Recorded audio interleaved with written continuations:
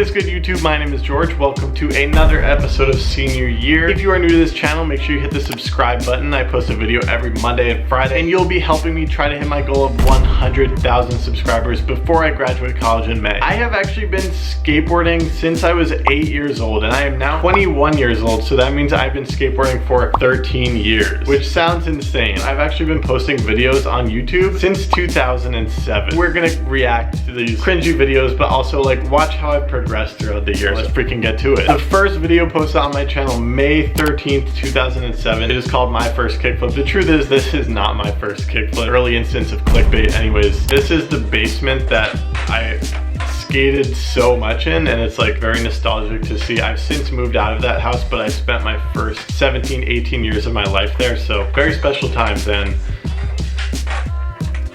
nobody's first kickflip is that good. Jumping right into 2008, let's watch my first crooked grind. Sure, it's a real good one. Look at my huge Zoo York shoes and baggy pants. Wait, did that? Zoo York shoes? Does that even make sense?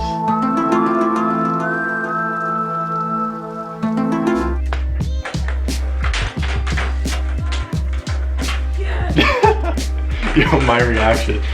Whatever.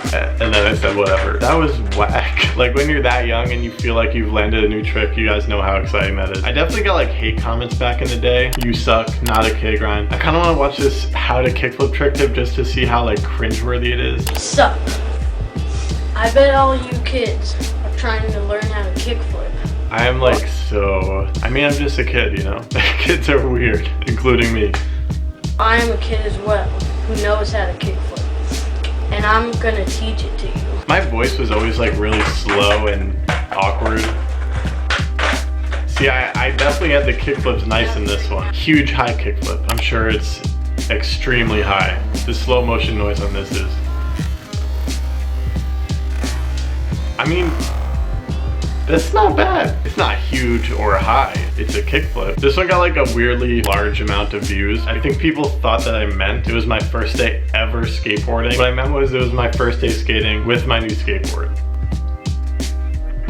Yeah, that's like super advanced trend, except the toe touch. Bruh. Oh yeah. Got a super slow-mo, the sketchy nollie shove. I remember on that white rail right there, that was the first rail I ever tried to do a board slide on. When I finally committed to both feet on the rail, I slipped out and hit my tailbone on the rail. Freaking slow. It's not interesting to slow-mo every trick. What's wrong with me? Oh, this was a nice heel flip, I remember this.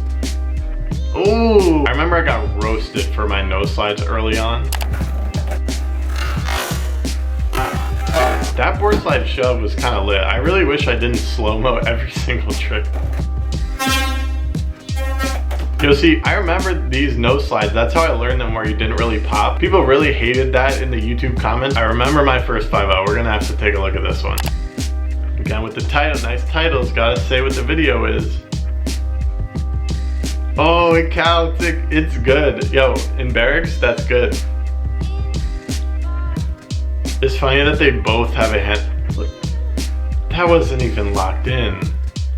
See, I'm like roasting myself just because it's fun, but I also like deeply know that you have to go through these beginner stages. That is the only possible way you can get from point A to point B. Late summer 2008, apparently I could inward heel well enough to do a trick tip. I can barely do that trick now. Something about my childhood skateboarding is like I really focused on flatground, and I actually could still like feel that flatground foundation. Definitely paid off.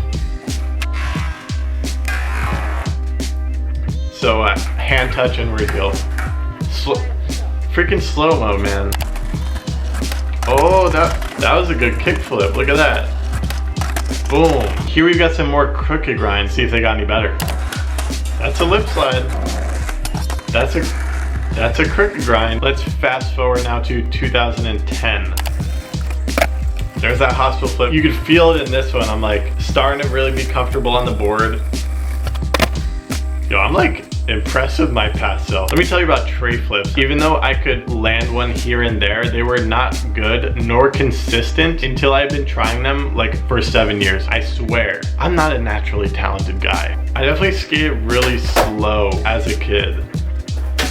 Yeah, I remember it was like bouncing on the ground. Oh, that one was pretty good. Yeah, it was like once I got the kickflip, all I wanted to do was learn how to Tre Flip. Let's see some 2011 Tre Flips. I remember this was a day where like I could do Tre Flips. The next day I just wouldn't be able to do it and I would be back to square one. Very hard trick for me. These are solid though. Into 2012.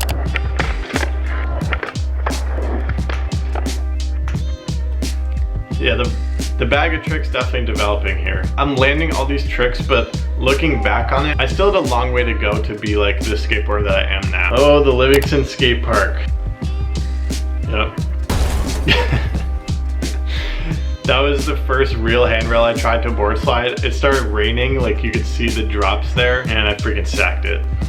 Later on, I actually broke my wrist on that handrail.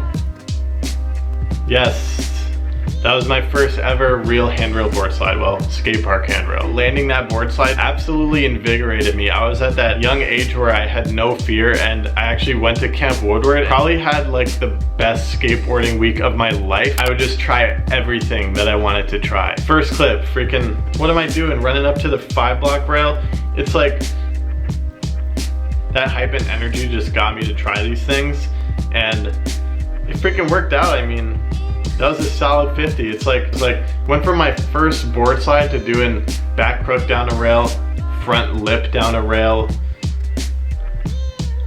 This was like definitely a pivotal summer.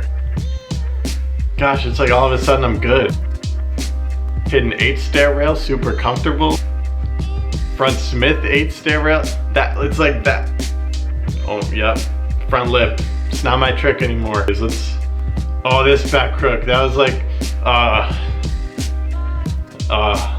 man. Oh my gosh, I cannot believe how did I get the hype for this? I really just freaking front Smith it like perfect. Now it's probably a good time to tell you that the winter after this summer, I tried to front side lip slide that 6 stair rail that I sacked on and just totally missed and like body slammed on the concrete. It actually broke my left wrist a little bit. That's had an impact mentally on my skateboarding to this day. Now I'm a more careful skateboarder. I can't just try tricks on rails like this unless I'm very comfortable and confident that I can land it without getting hurt. I'm actually quite happy with this and I feel like it's more of a maturity. It looks like I landed it like it was easy right there, but that was a 2-day battle that absolutely brutalized my body. And I was so happy I landed it. Oh my gosh. 2013. Maybe you guys aren't gonna believe me about that mental impact when you watch this one while I'm actually skating with my cast on my wrist. But I swear it's had an effect on me. You're trying some dumb shit right there. I was on and off wearing my helmet throughout my childhood because like, woo! I felt that pressure of, you know, trying to be cool in front of my friends and stuff. All right, 2014, back at Woodward. Yo, it's like, Woodward is just magic. Oh my God, this kickflip from board. That made me so freaking happy.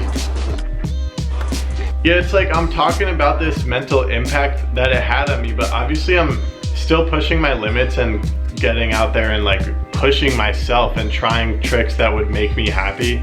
So just like I was more selective, you know, I'm still skating rails. Boom. Got the moves.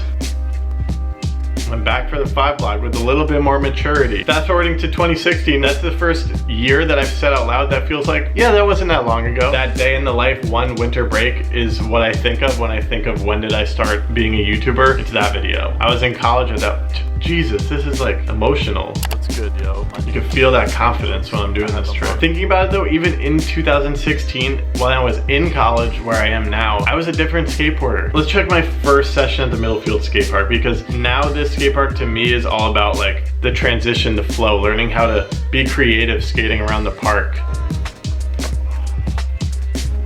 It's like, it makes so much sense to me that the first thing I thought about this park back then was to freaking kickflip this gap. But like now when I check out a park, the first thing I would do is flow around and get to know it. I feel like this game of skate video really shows how my like flat ground skills have developed. Oh, that Tre. Oh, this was a healthy day of skating. Have the nollie flip down. Don't neglect your switch and nollie, folks. Since I've kind of been focusing more on like actually skating the skate park, I feel like I need to also remember to keep up on my flat ground, because it's like, I want to be able to skate good flat ground. I feel like that's really cool. Probably the trick down a gap that I'm most proud of in my life is this switch tray. Wow. It's like, I feel like I could do that again, but I like still can't believe it. I can't believe it was on the bolts. Shout out Mike for filming that one.